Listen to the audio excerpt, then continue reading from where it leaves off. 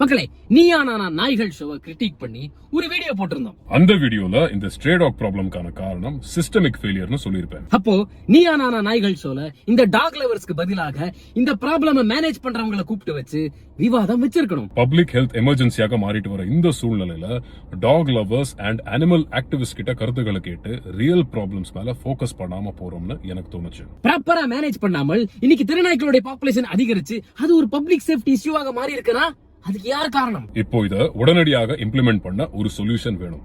இப்போ இந்த சொல்யூஷனை இம்ப்ளிமெண்ட் பண்ணி மேனேஜ் பண்ண போறது யாரு? நியாயப்படி பாதிக்கப்பட்டவங்களுக்கு பதில் சொல்ல வேண்டியது யாருடைய கடமை? அந்த கடமைப்பட்டவங்களை வச்சு இந்த நீயா நானா நாய்கள் ஷோவை நடத்தி இருக்கலாம். ஏன் பாமர மக்கள் வாழும் இடங்கள்ல நாய்களுடைய தொல்லை அதிகமாக இருக்கு?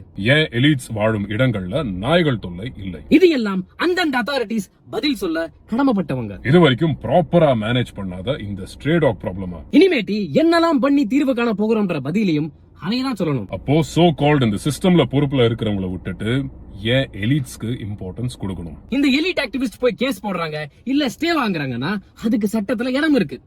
அப்போ நம்ம கேள்வி கேட்க வேண்டியது அந்த சட்டத்தை. இந்தியாவினுடைய தெருநாய்க்கள் பிரச்சனை அப்நார்மல் சிச்சுவேஷனா மாறிடுச்சு. இப்ப எந்த நார்மல் இன்டர்வென்ஷனும் டைம்லி ரிசல்ட்ட கொடுக்காது. சோ கைய மீறி போன அந்த நாய்கள் பிரச்சனைக்கு இந்தியன் கவர்மெண்ட் என்ன செய்யணும்? கமெண்ட் பண்ணுங்க.